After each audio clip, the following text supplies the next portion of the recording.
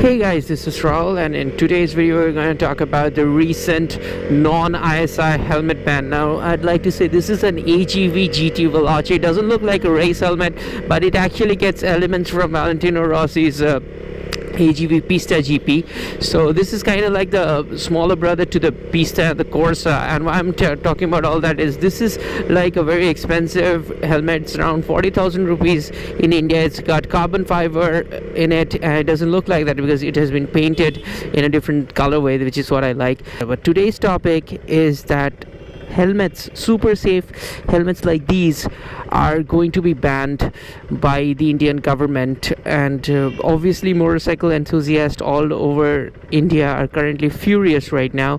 So when I first thought of it, I thought that this is actually maybe from the government side it's not a bad move, because there are like those roadside helmet shops which sell helmets for 300 rupee 400 rupee helmets. Now I've seen that, I've been to those shops, not to buy helmets of course, but they sell other stuff as well. So obviously it's a good thing to ban the sale of non-ISI helmets.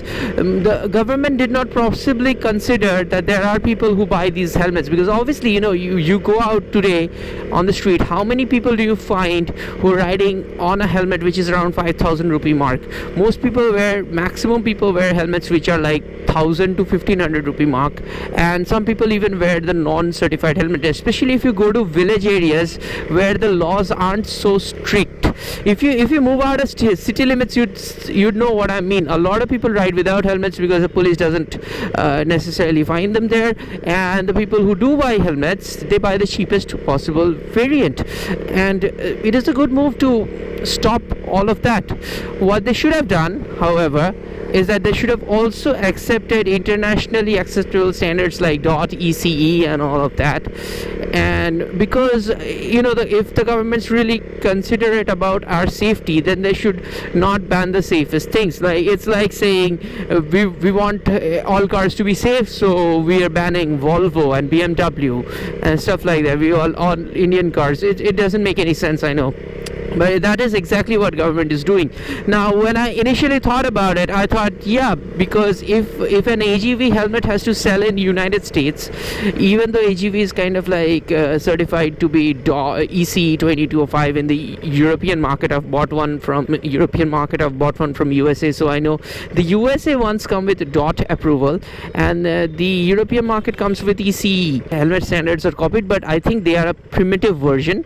They are not the absolute, because Euro standards change almost every year and they make them more safe, and manufacturer also spends more time and money to make things safe. I know this because I'm a diehard Dainese fan, and I keep following what their brands are doing, like how they changed this glove itself. It is when the ECE standards changed, they had to remove most of the perforations to make the leather more resilient to slides and crashes. So I know that. I've been studying this a lot. I don't really talk about it. Don't think my audience will be very much interested, but now it's proper time to talk about the government has done one thing wrong, and I think it's because of the Indian lobbies. All a manufacturer like AGV has to do is to apply to the Indian standards, and if they are like going through higher standards, they should also very easily pass the ISI standards, right? I mean, that was my initial thought, that this is not a big deal. This is not something that we should be crying and jumping about, because an Indian brand can get through ISI, so can AGV. That was my logic. So all these brands had to do to sell stuff in India. I mean, Dainese is present as Dainese India, Dainese AGV India in Bangalore and Chennai, and I think somewhere else as well. So all they have to do is approach the ISI, get the helmet certified, and the problem would be over. I mean, it's the manufacturer's responsibility to adhere to the current government's laws, right? So that they do it in USA, they can do it in India. I don't think it will cost them much to get their helmets certified, especially when they're such premium helmets, and some cheap 100,000 rupee helmets also get them certified. They can do it as well. But there is a problem to that. The problem is there is a weight limit, and the government is saying that they are imposing this weight limit so that helmets become lighter, and people generally don't want to wear heavy helmets, so I can understand that point. A problem is the weight limit is only 1200 grams. Now the Indian helmets are lighter than an AGV carbon fiber helmet, and the reason behind that is they're not protective. They have a very thin shell, so they kind of to make them light, they're kind of making it extremely unsafe compared to these helmets. Now I know that Studs makes pretty good helmets, Steelwords make pretty good helmets, which are for Indian standards and people who are looking to spend only that much. It is better than having no protection at all, but they are in no way in the same league as these expensive helmets. So my point was that instead of making that weight, the Indian weight standard is 1200 grams right now, and I know for a fact that expensive helmets are around the 1500 gram mark, and they have different shell sizes. So the medium might weigh 1300, but the XL one may weigh 1600, because international helmets are also extremely good in sizing. It's something I wanted to mention, is that Indian helmets come in only medium and large size. They don't fit every type of head. I have an XL size head.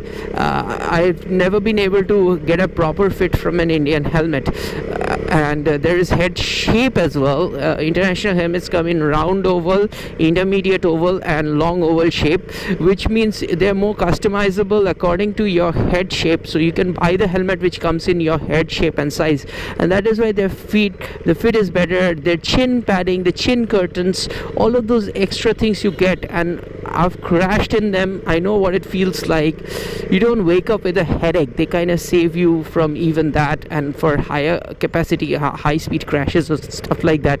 I mean, you already know all of this, so I'm just telling you that they have imposed this 1200 gram weight limit, which practically means that all of the international helmets, apart from the very very light carbon fiber 50,000 60,000 rupee helmets, weigh more than 1200 grams. So I think this is the lobbying by Indian brands so that they can get all of these outside helmets out.